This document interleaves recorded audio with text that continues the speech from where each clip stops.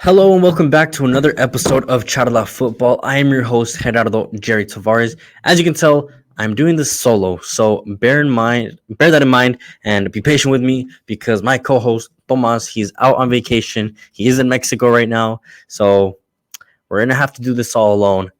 But nonetheless, the show must go on, and that's only because football just never stops. Football is year round, and there's always something going on, and it's just we have to talk about it. We have to talk about Copa America, the groups that are now completed, the Euro groups that are completed, and the storylines behind that. We're going to look at the top leagues like the Premier League, the fight for top four, and the title race as well. We're also going to be looking at La Liga, that fight for the top four, and the fight for the top as well.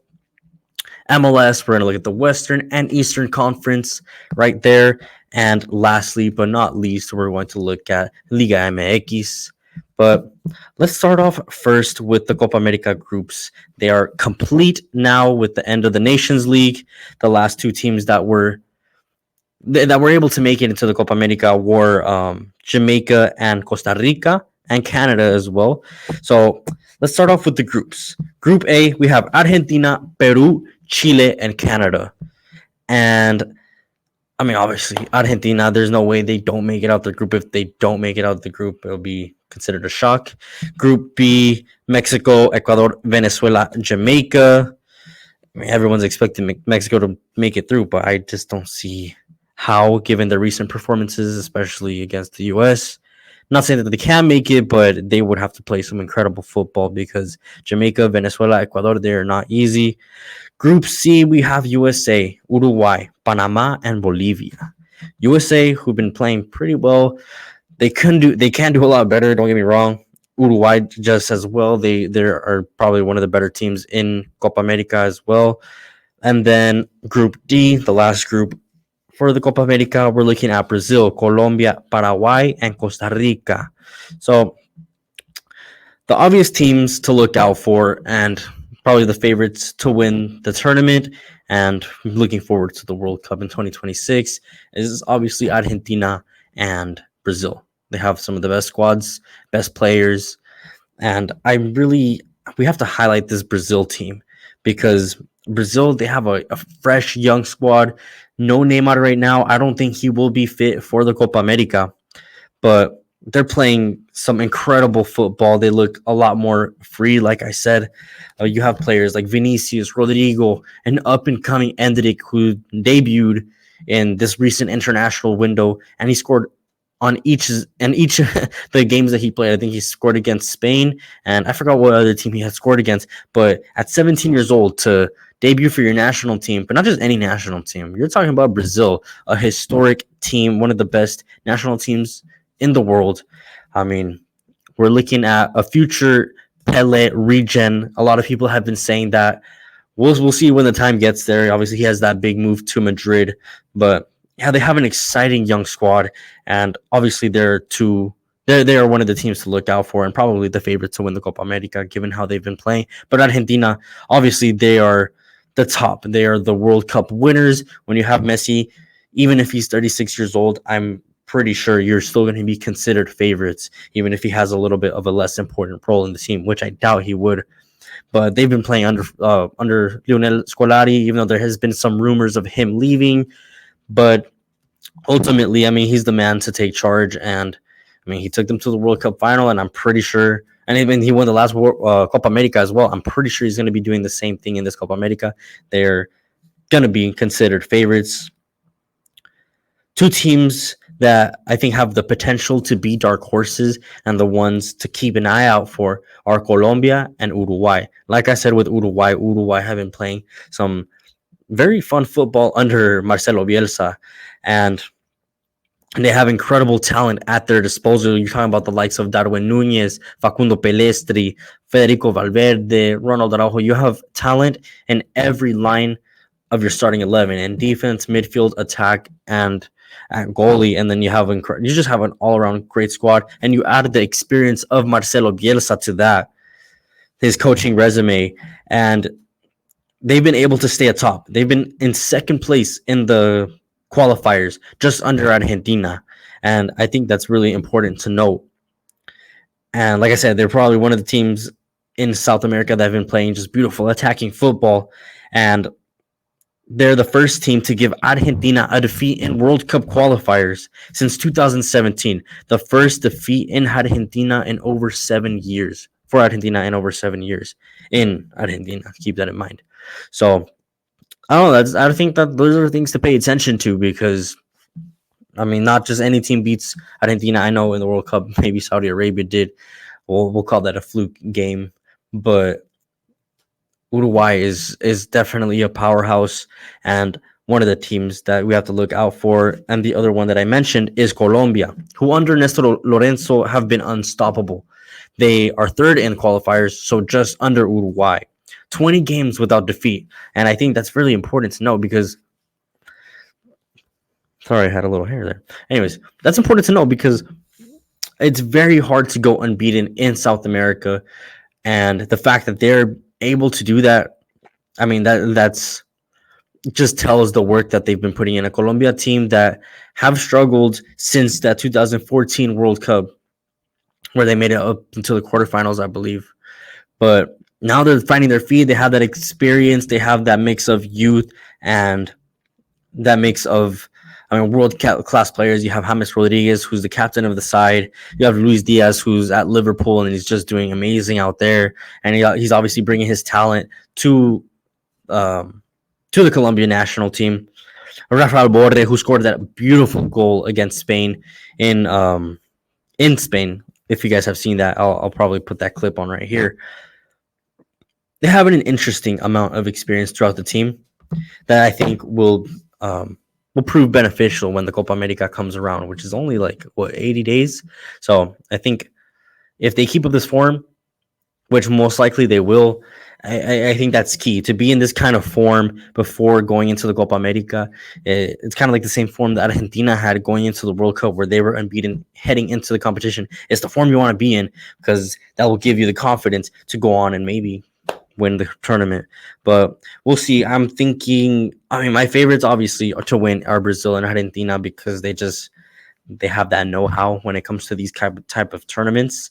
But don't knock off Colombia and don't knock off Uruguay. I think they are definitely the dark horses. Now, something that I wanted to bring up and I thought is really important to conversate about is CONCACAF. Now, we are invited. The last time we played in the Copa America, I believe, was in 2016 when it was hosted again here for the Copa America Centenario. USA. Let's start with USA, then we'll move to Mexico, and we'll look at the other CONCACAF teams in the region. Would they be able to compete? They should be able to make it out of the group. You have a group made up of Uruguay, Panama, Bolivia. Well, while they might not top their group, I think they should be able to make it out. Unless Panama are able to put up a fight. And I don't think that's going to be impossible for Panama. Yes, they might have lost 3-0 to Mexico. And lost the Gold Cup final. But think about what they did to get to the final. They had to knock out this similar U.S. squad. I think it was probably like a B team, but they had to knock out the U.S. to get to that Gold Cup final. And I don't know. I mean, you guys have to. USA is not very consistent. That's one of the things that under Berhalter, there's been a lot of controversy. Is his consistency. Is he able to make it at the highest level? Is he going to be able to get the best out of the players? Because I feel like he's kind of reached his limit, which was getting them to the World Cup and probably round of 16, but they have the talent to do so much more. And like I said, with Panama, I think they have that chance if they are able to scrape a win against the U.S. Because, I mean, Uruguay, there's no doubt that they will top the group, but that fight for second place, it's going to be key, and that game between Panama and USA will be ultimately the decider on who's going to get to the second place spot. Thomas Christensen, who's the head coach for Panama, has really done an incredible change. You don't see the same Panama from years before where they were heavily reliant on their physicality, on their grit. Now you see a very technical team. They're able to play some good football. And I think if they're able to do that against the U.S., maybe they can at least get a result. talk about a tie. Maybe not ultimately win the game, but you never know in the world of football. So, like I said, they made it to the Gold Cup in 2023. So just last year, knocking out the U.S. in penalties. So you never know. That will be an interesting one. USA, like I said, if they are able to be consistent in front of goal, keep out the silly goals from the back, I don't see why they shouldn't have any difficulty making out of the group. And no disrespect to Bolivia, but they don't have enough quality, and they've always struggled in CONMEBOL, and typically always at the bottom of the table. And I don't see them doing any damage really in this group. Nonetheless, let's look at Mexico. Now, obviously, it's a sensitive topic to me. I'm Mexican American, but Mexico historically they've done very well in the Copa America. Maybe not their most recent additions. Don't if you listen to that, or if you pay attention to the Copa America, the 7-0, obviously it was a very harsh defeat. So I'm not talking about recently, but like I said, historically, especially I think before like early 2000s and prior to that, they were always fighting with the big guys like Brazil and Argentina, and recently they really haven't been able to do that.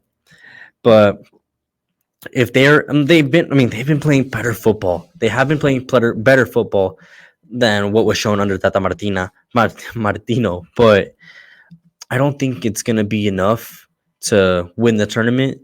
But I think they will just have enough to get out the group. But I don't think it's gonna be pretty because you're coming up teams against teams like Ecuador, Venezuela, Jamaica, and Jamaica gave a very difficult game to the U.S. Venezuela and Ecuador are very tough teams in CONMEBOL. They are not going to be one of those teams that you can just absolutely dominate in every part of the park. I just don't see us being so comfortable in this group. So Mexico fans don't believe for 1 second that you will top this group because it will be very incredibly difficult. Now, moving forward to Canada, who I know a lot of people said we're going to be the top dogs of the region, and after that horrific World Cup performance, they are obviously on the downfall. I mean, you let go of your head coach. His name was John Herman. He wasn't let go. Actually, he stepped down. But ever since he stepped down, I feel like they just kind of they've kind of just going on this free fall. Like they just haven't been performing in the way they should. Obviously, they were able to make it to the Copa America, which is already important in itself. They are going to debut in this tournament for the first time ever. It's an important feat in Canadian history, but ultimately, will it be enough to make it out the group when you have teams like Chile, Peru, and Argentina? I don't think so, because obviously Argentina are the favorites. Chile, who are very strong in itself, Peru as well. They're a difficult team to come up against. I don't think Canada have enough quality and enough experience to really get out that group. And then you look at another team, and actually, we have one more team after that, but you look at another team in Jamaica who has been struggling on and off the field. So similar to what Canada's been going through, they've been struggling on and off the field. Jamaica has been going through the same struggles. Many of their top players have withdrawn from the last roster. So you were talking about players like Mikael Antonio and Leon Bailey. And Leon Bailey, he was interesting because he actually came on the podcast just talking mad shit pretty much about the Jamaican national team and the federation, talking about their lack of professionalism and the fact that they're not playing. Now, that's an interesting topic, and I want people to give me their insight. Do you feel like you should be getting paid to play for your national team just because it's your national team? I mean, who doesn't want to represent their country in the highest stages, in the biggest tournaments in the world, the World Cup, Copa Americas, Nations League, whatever, even if it's not that important? Like, you want to be able to represent your national team. And I just wanted to bring that up because Leon Bailey, obviously, he has some concern over the professionalism in the federation and the lack of pay. But I don't know. I feel like some people should be proud to be Jamaican, to be Mexican, of the US. And I mean, yeah, you're professional, you should be getting paid, but I don't think it should be the biggest deal in the world if you don't. Nonetheless, I don't know. Like when it comes to the field, Jamaica, if they're able to recuperate their star players like Leon Bailey, I don't know if he's going to be freezed out of the squad or not. Like Michael Antonio, not P, Pinnock as well. You have a lot of there's a lot of quality. I just don't think overall it's gonna be enough when you're coming up against a group like Venezuela, Ecuador, and Mexico, where Mexico are obviously the favorites, even though it's not gonna be easy, and it's gonna be that fight for second place between Ecuador and Venezuela. And then lastly, we're talking about Costa Rica. Costa Rica, who in the last 8 games suffered 8 losses, they have been on the field just struggling enormously, and it's really not something that we're used to. Costa Rica are typically like the third best in CONCACAF, but since they lost like that golden generation, they really haven't been the same. But I don't think that they won't be able to step it up when it comes to the Copa America. I feel like for whatever reason, when it comes to big tournaments, they do really well. I mean, we saw what they did in 2014 in the World Cup and making it all the way to quarterfinals. And I'm not saying that they can't make it out the group, but they're going to have to show that similar mindset, that similar style, and that grit to really try to put up a fight against Brazil, Colombia, and Paraguay. Where ultimately, like I said, I just don't think it's going to be enough. I'm pretty sure it's going to be between Brazil and Colombia to make it out the Copa America. But let me know what you guys think of the groups. Let me know who you think is going to make it out. Moving forward to the Euros. Euros is an interesting competition, a very historic competition, just like the Copa America. We have groups A through F. So in Group A, we got Germany, Scotland, Hungary, Switzerland. Group B, we got Spain, Croatia, Italy, Albania. Group C, Slovenia, Denmark, Serbia, England. Group D, Netherlands, France, Poland, and Austria. Group E, Ukraine, Slovakia, Belgium, Romania. Group F, Portugal, Czech Republic, Georgia, which is an interesting story, and that's one I'm very excited to tell after. And then Turkey last in that Group F. So let's start with Group A. Actually, I mean, we're not going to go into it by groups because it's a lot of groups compared to the Copa America. But let's look at who are going to be the favorites. How about that? Let's look at who's going to be the favorites for the Euros. And obviously, I think it has to be the hosts, Germany. They have to be favorites due to home advantage. You've beaten France and the Netherlands while they might have been in friendlies. I mean, you're coming up against, I think they were playing their top players, their starting players. So they have an exciting squad under Julian Nagelsmann, alongside players such as Rudiger, Gundogan, Cruz, Florian Wirtz, who at Bayer Leverkusen is just ripping it up, one of the best under 20s in the world right now. Musiala, where they found, Julian Nagelsmann has found the perfect mix of youth and experience, and I think that's going to be very beneficial moving forward into the Euros. And like I said, you have that home field advantage. Like, I don't see how they won't at least make it to semifinals. Now, another team that obviously have the potential to probably go all the way and win it is France. I mean, they made it to back-to-back World Cups, and they won the Euros in 2016. They have such a strong squad that you're able to make. I mean, they have incredible depth as well, so they're able to make 3 squads out of their roster. And I think that's incredible because there's probably no other team in the world that you're able to make 3 elite squads out of your roster.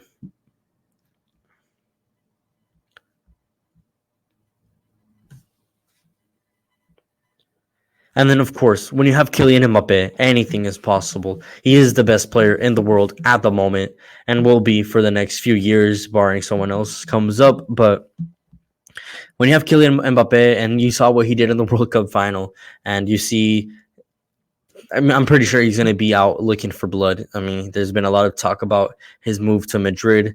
It's just rumors right now. It's nothing concrete, but he's definitely leaving PSG. So I'm thinking that he's going to want to leave France in the highest note possible, winning the Champions League with his club, winning the Euros with his national team. So Kylian Mbappe will be inspired, and a France with an inspired Kylian Mbappe is always going to be a favorite.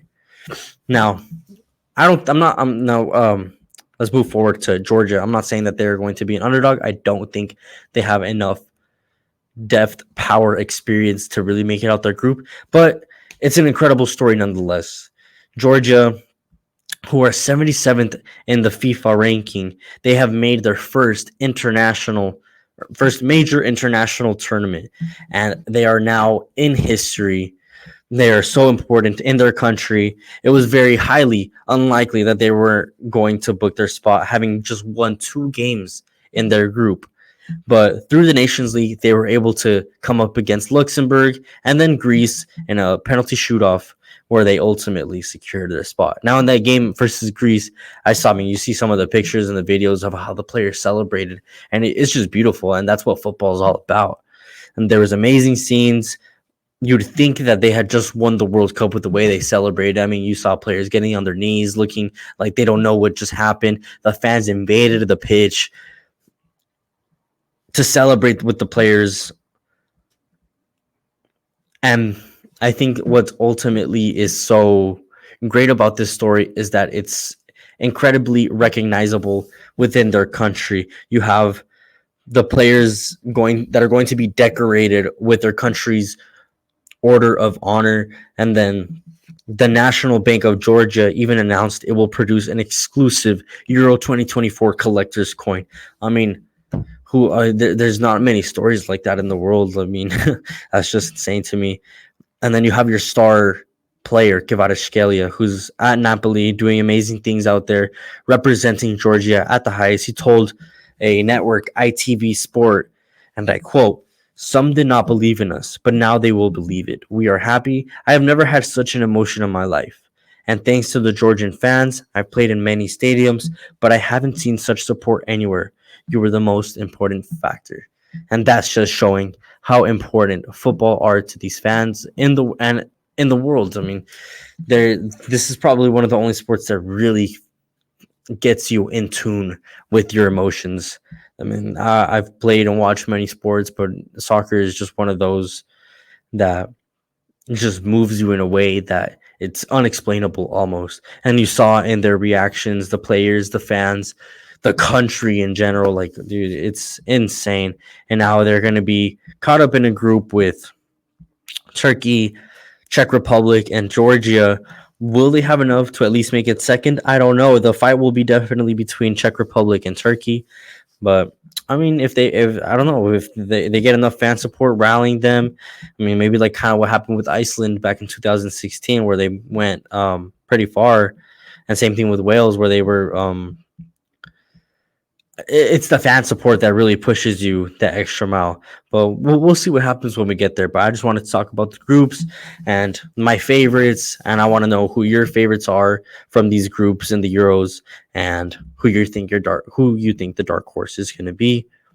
Now, moving forward to some of the top leagues in the world.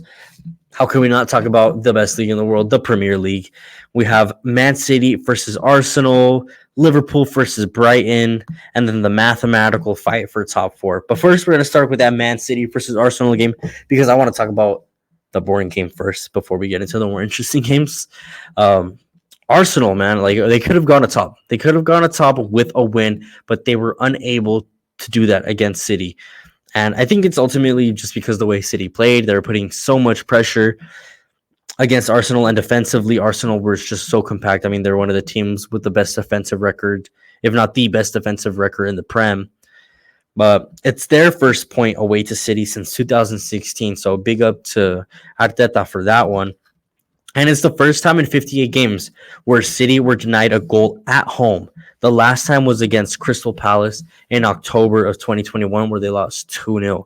So it's been, 3 years since City haven't scored in a game at home. So the fact that Arteta and his men were able to do that against a very strong squad. I mean, you have a Haaland who was pretty silent throughout the game, and there's been a lot of stick about him. He's looking like a League Two player, according to Roy Keane. But you have other world class talents. You have Jeremy Doku, Jack Grealish coming off the bench. You have Phil Foden, who's been probably the best player for City, and they were ultimately neutralized.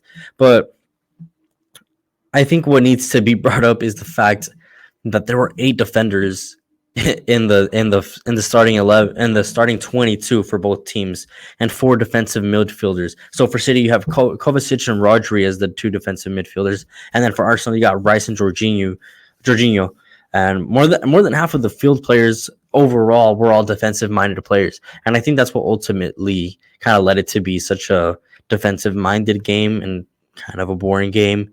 I mean, some people probably said it's a tactical masterclass, but I mean, I was watching that game and I tried so hard to fight my sleep, and I'm sure there was other people that were feeling the same way. I mean, you see everywhere on Twitter, everyone's talking about, oh, the game's finally over, or you see like tweets of Jose Mourinho, him sleeping in his chair. Like, I don't know. There's at the end of the day, the winner of that is going to be Liverpool, who of course won on the same day earlier that morning. They had secured first place with their win against Brighton, winning 2-1, where Liverpool had to make a comeback. A comeback that honestly looked pretty easy. I mean, Liverpool this season have become accustomed to making comebacks like that. It's the 7th time this season where they've came from behind to win the game, and that's the most comeback victories in a season ever for them. And if that doesn't mean or explain championship mentality, then I don't know what does. Because to be a champion, you have to be able to fight against all adversity. So the fact that Liverpool have come from behind and were ultimately be able to secure a win still and making it look easy in the way they did, I mean, I'd be surprised if they don't become champions, because at the end of the day, this is all in their hands now. They are 2 points above, I believe, Arsenal, and they have a favorable fixture list for the next 9 games. So it would have to take a lot for them to not be able to do it. But a Brighton team, unfortunately, that started off strong, and kind of like their season, they started off really strong, but towards the end of the season, they're proving why the Premier League is one of the hardest teams and one of the hardest competitions to win, because you have to be extremely consistent throughout. Yeah, and you have to have an incredible amount of depth in your squad. If you don't have depth and you are not consistent enough, you might start off strong. Yes, that's fine, but it's not going to last you for 38 plus games, plus other games that you got going on, like the FA Cup, Europa League, Copa America. I mean, your Champions League. And I think what ultimately sealed the deal for Brighton was the fact that they were eliminated from the Europa League against Roma in the fashion that they were, losing, I think, more than 4 goals. That's not a way that you want to go out. And I'm kind of seeing them kind of on a downhill trajectory now. But like I said, it's a win for Liverpool, and they fight and are staying atop for now. Now, that fight for top 4 is where it gets kind of tricky. There are 2 teams who are really in contention for top 4. So realistically, the fight is between Aston Villa, who have been doing an amazing, incredible job under Unai Emery, and then Tottenham, who also has been doing really well with Ange Postecoglou. And Manchester United, I think they're in 6th place, but I think they're ultimately ruled out of this. They're 11 points off of 4th. So I don't think there's really any way they come back unless Tottenham and West Ham just have a horrible end to their season. I mean, not West Ham. Villa and Tottenham have a horrible end to their season. Villa, who have been one of the revelations under the season under Unai Emery, they've been playing amazing football.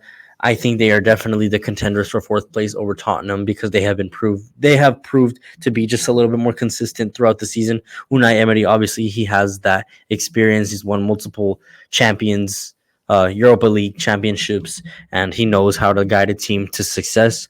And I think if he's able to do this with this Aston Villa team, that'll probably be one of his biggest accomplishments. And on the day, Villa had won 2-0 against their Midland rivals, Wolverhampton, coming from a loss to Tottenham, and they're now going to be facing City midweek at the Etihad. While Tottenham, they tied today to West Ham away from home, and they easily could have lost the game if it wasn't for Michael Antonio.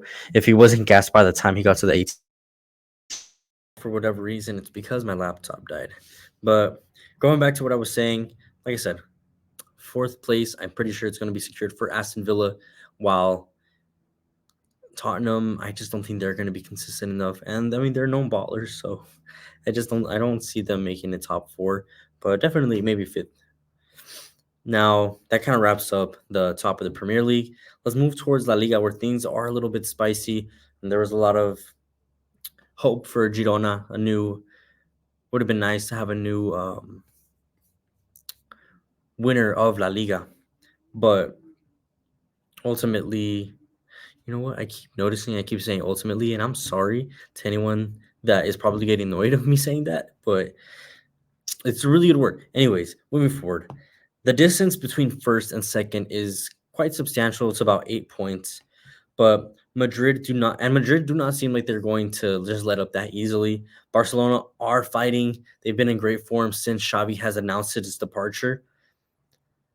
But you're just not going to bet on them to remain undefeated in the league, especially when you have to play the Champions League, playing against Paris Saint-Germain. I don't see how Barcelona can fight for the top. They couldn't prove me wrong, but I think Madrid. This is Madrid's title for. This is their title for. If they don't win, then it's basically in their hands. I guess that's what I'm trying to say. It is in their hands. If they're not able to win, then that's on them pretty much. I think the key game for this one will be the Clásico, because I think it's in like about 2-3 weeks time from now. And if Barcelona are able to get a result, they are able to get a win at the Santiago Bernabeu, and if they are able to do it convincingly enough and kind of provide some sort of like emotional impact towards Real Madrid, and maybe they start slipping up after that. I mean, who knows what can happen in that scenario? Because if Barcelona win, that's a 3-point gap. I mean, a 5-point gap.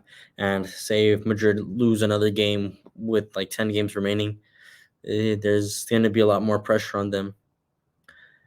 But let's move forward and let's think about the games that kind of led them to the point that they're at right now. Let's look at Madrid versus Atletico Bilbao. Athletic Bilbao, who have been doing very well in the cup competition, they're fighting for the top four as well with Atletico Madrid. But dude, I keep saying that word. I'm sorry, guys.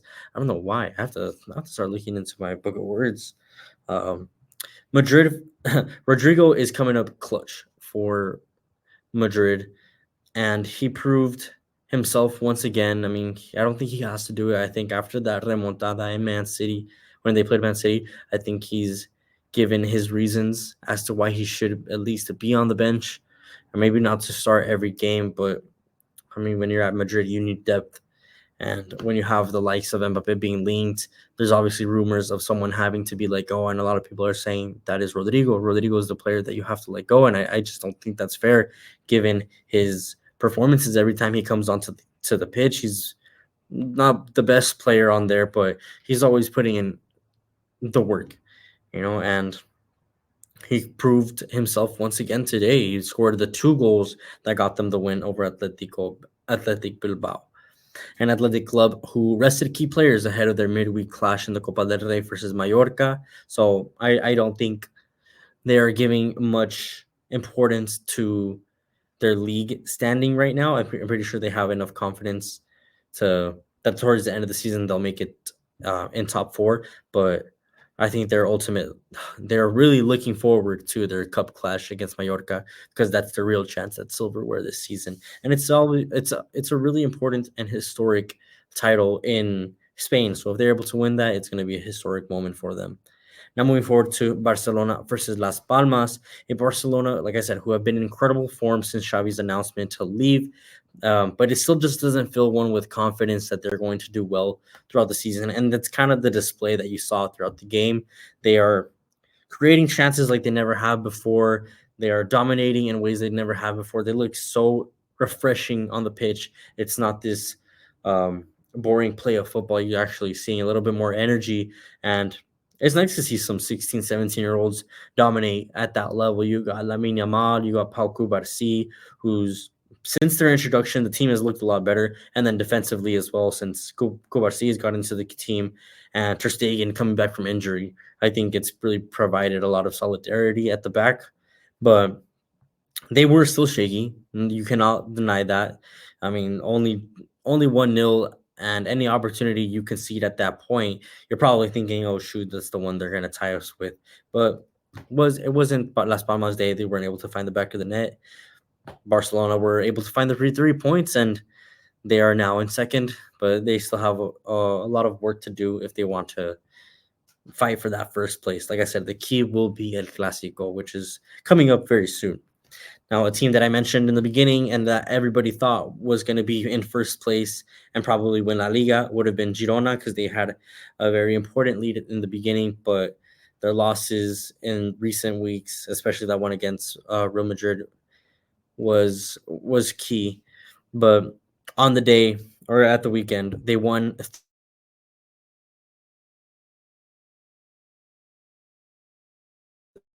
place. Even though they are in seventh place, Real Betis, they're an incredible team coached by an experienced coach in Manuel Pellegrini. Like I said, Girona's run is historical. Many thinking they'd go on to win it, but like in the Premier League, consistency, and I mean, honestly, in any league that stretches to 38, 39 games, you just need depth and consistency, and they're proving that once more. They're one of the teams that are proving that once more. Something that we have to mention is Christian Stuani, Uruguayo, who is now the top Uruguayan goal scorer in La Liga. And he's passed some very incredible names in doing that. You're talking about the likes of Diego Forlan and Luis Suarez, some players, historical players in world football. So the fact that Christian Stuani is now the top Uruguayan goal scorer for La Liga, I think that's just an incredible future. I thought I should throw it in there. Now, when we get to the fourth spot, but before we get to the fourth spot, Girona are in third place now. So I'm pretty sure they will finish in the Champions League, at least Champions League spots. Atletico's fourth spot is to lose.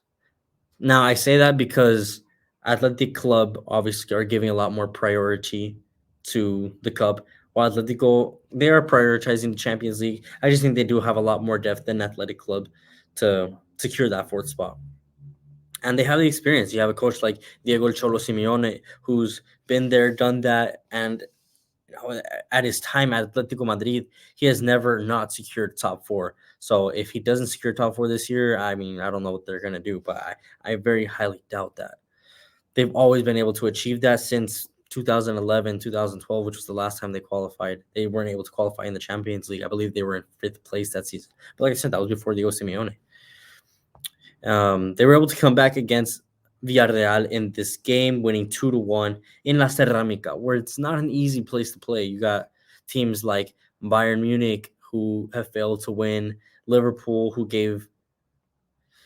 didn't find it easy to win there, and then you have a team like Barcelona, I think, who recently also lost in La Ceramica as well. Don't quote me, I might be wrong on that. But looking forward to Atletico, I mean, now that Griezmann's back, I think they have a lot more of a competitive edge. I mean, when you have a player like Griezmann, is just absolutely world class, one of the best in his positions. When you have a player like him playing for your team, you have a little bit more confidence up front, because you know that he's going to be putting in work beside you, and that if he had the chance to score, he's going to put one away at least. So he had been out for a little bit, and I think that's kind of the reason as to why they've kind of fallen a little. But since he's been coming back, they've looked a little better. But yeah, so I think ultimately fourth place is for Atletico Madrid. Now, the last two leagues that we're going to look at, MLS and then Liga MX. So with MLS first, let's talk about the Western Conference, a Western Conference that is being led by, I guess, what not a lot of people thought were going to be top. And the Western Conference, LA Galaxy, they've been undefeated, and it's quite a story under Greg Vanney, who has been under a lot of scrutiny. A lot of people have wanted him out, but he's just completely changed the mentality of the team. So they came up against Seattle Sounders. They won 1-0. And yes, Seattle Sounders were in last place. But I mean, you got to win. You got to play what you have in front of you. It was their first win against Seattle since 2018. So it's been some time since LA Galaxy have been able to get a result against the Seattle Sounders. But like I said, they went out from missing out playoffs last season to now being an invincible squad. And you're looking forward to that game against LAFC, the famous El Tráfico, where I think it's going to be key on how the rest of their season kind of goes. If they're able to get a win, I think they will continue their run. If LAFC are able to halt their invincible run, then I think maybe they'll start to even out a little bit. But I think they're definitely one of the contenders for the supporter shield in the western side. Now, other teams that we have to look at are Real Salt Lake, and I mean there are other teams that are fighting, like Vancouver, with LA Galaxy, but Real Salt Lake, I don't know, they've just been so interesting to me because they got Chucho Arango. They got Chucho Arango, and he's just proved to be just an excellent signing.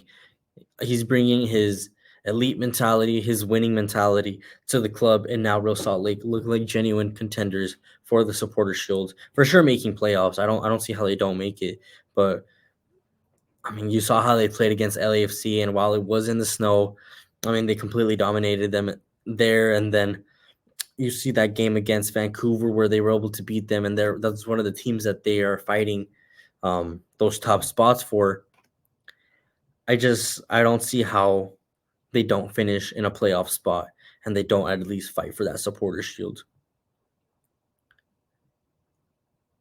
Like I said, the signing of Arango has been just so massive for them, and he even scored a hat trick for against St. Louis. So he's bringing goals, he's bringing experience, he's bringing mentality, and when you have that surrounded by some really good players, then I mean you're gonna be considered a threat in the Western Conference. Now, on the topic of important signings, we got one that I have to mention is Olivier Giroud, the French international um, goal scorer. I think he's the most historic and the top goal scorer for France. He has just been recently announced by, well, not by LFC, but by Fabrizio Romano, that the deal is pretty much done. Olivier Giroud will be an LAFC player come the summer after the Euros. So looks like they have an interesting chemistry kind of building up right now. Right there, you have Hugo Lloris in the back as the goalkeeper, and then you have another Frenchman in Maxime Chanot, who is from League Two. But obviously, like I said, it's that French chemistry. So I just thought I'd bring that up just because, I mean, it's a transfer rumor, and it's ultimately just another important transfer for um, MLS. So I mean, who doesn't want to see these big name players? Even if he is 37, I mean, you gotta somehow convince them to come over here. Now, looking forward to the Eastern Conference. I think this is where things get a little bit more interesting, and I think this is where the better football is being played. And I'm from the west side, but I don't know, something about that Eastern Conference is just very attractive. Their style of play. And against all odds, Inter Miami with Messi, Suarez, Busquets, and Alba, they're not in first. They're actually in second place. The team that is in first right now, and like similar fashion as the LA Galaxy, are undefeated with one game less. Let's keep that in mind.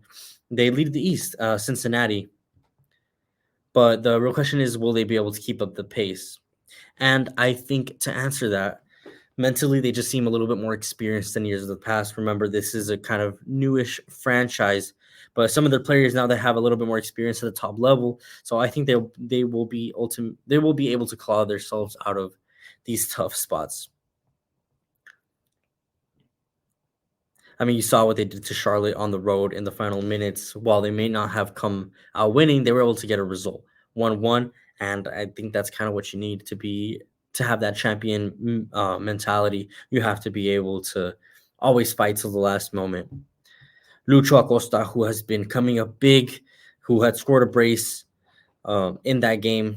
Oh wait, no. Sorry, I had written down that he needs to start wearing a back brace because he's going to be carrying his team and this team, which is pretty much true. I mean, he's the outlet for Cincinnati, and like I said, they're just collectively one of the better sides in the East. While individually, Miami do stand out. They are in second place, with the standout not being Messi, but it's Luis Suarez, who is just slightly a bit older, but he's he's showing why he's one of the best nines in this generation, probably ever, as well as one of the best, and he's still bringing his goals with them to MLS. Messi, who's been in and out of the team due to his hamstring problem, I think they're just probably keeping him safe for the clash against Monterrey in the CONCACAF Champions League final, because I think that's just a little bit more important than the league right now. And Inter Miami, that tied 1-1 at home against New York City, and prior to that they lost 4-0. So they're showing a little bit of inconsistency, and without Messi, they don't have much, at least in defense. Yeah, you have Suarez, who will score goals, but who's going to keep the goals out, honestly? It's not going to be Busquets, who cannot move the way he used to. And Alba, I mean, historically, has always been weaker on the defensive side of his game. And then speaking about Miami, how can I not speak about this transfer rumor that has been circulating? It was a picture that Neymar and David Beckham and his wife took at a dinner. So there's the potential of an MSN reunion. And I want to know your intake on that. Do you think that would be something interesting for the league to bring in Neymar? Obviously, he has a contract in Saudi Arabia, and there's been a lot of reports that he will be going to his boyhood club Santos by 2025. But who knows? Maybe he can get a year there in MLS. We'll see. I think that'd be really fun to see. As a big fan of that trio right there, it'd be a very good reunion to have. And lastly, one of the teams that I think just can't be discarded are, of course, the reigning champions, Columbus. They play probably the most attractive football in all of MLS. Their loss against Charlotte, I feel like it really did hurt them. But because if it wasn't for that loss, they would be atop. But like I said, the East just seems way more exciting. And Charlotte, they are the reigning champs. So you have to obviously keep a lookout for them. Now, lastly, we're going to talk about the Liga MX, the the fourth best league in the world, but not in the way that you guys think I'm talking about. It is actually because they're the fourth most watched league in the world, which is actually really interesting. That was a stat given to you by Center Sport. No, Center Goal. They did a little bit of logistics, and they saw that the Liga MX is the fourth most watched sport in the world, and ultimately is why they are the fourth best league in the world. Mexico represent. I'm just kidding, but let's start with the first place, Monterrey. Well, they actually were first place. Now it's America, but a Monterrey team that came up against Chivas. Monterrey, who were undefeated throughout the whole season, they were having an incredible campaign. But for some reason, whenever Chivas play against Monterrey in Monterrey, they always somehow come out on top. Chivas that have been really struggling, but like I said, whenever they go to Monterrey, they are able to just do it. They've played 8 games now, winning 4 and only drawn twice.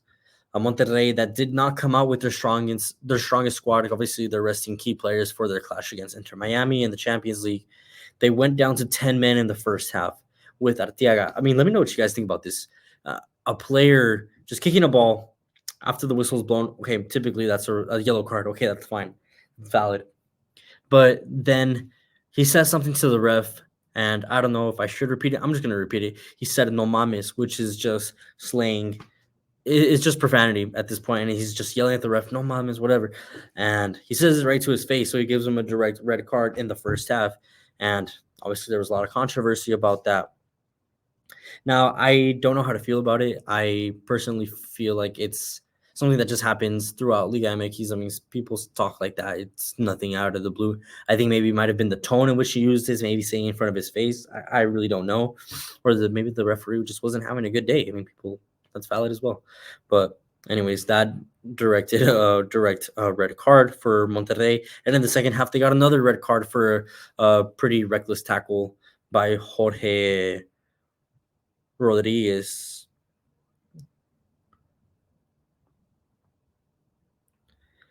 And it saw Chivas come out on top. Chivas were able to get that 2-0 win, and now kind of are threatening to make the playoffs. So I don't know if they will have enough to make it. There are still some games remaining, but Monterrey now are not undefeated, and that was probably the best story of Liga MX so far. Monterrey, an undefeated team in the league, and probably one of the most competitive leagues in North America. But a team that has been doing very well, obviously America, they've always been very well. They're the leaders now, 2 points above Monterrey. They have beat San Luis, and they're just running comfortably, even though they are missing key players such as Julian Quinones, who's probably been one of the best attackers for America and in Mexico in general. On the other hand, I'm going to throw a little shade to Henry Martin because while he did get an assist on the day, and while America did win, and now they're at top, and it's looking all good for them, I still don't understand this like fascination for Henry Martin. I don't know why he's always getting called up to the national team. I really don't feel like he should be there. He is a good striker. He is an average striker, but I don't think he's what the Mexican national team needs at top. And ultimately, I mean, dude, I don't know why I keep saying ultimately. I just think that America can do so much better, at least in the front line. But that was a topic for another day. We got America Monterrey leading the race for in the league. But yeah, that is episode 3. Thank you guys so much for listening. If you made it all this way, I really appreciate you. And I'm sorry for saying ultimately so much. I'm not professional, and I am doing this by myself. So it's very hard to just kind of sit here in a room, kind of just talking to myself. But thank you guys for tuning in. Thank you. Make sure to follow CharlaFootball on all platforms. Talking about Instagram, TikTok, Twitter, Spotify, YouTube. CharlaFootball, that's CHARLA football. And look us up on our website too.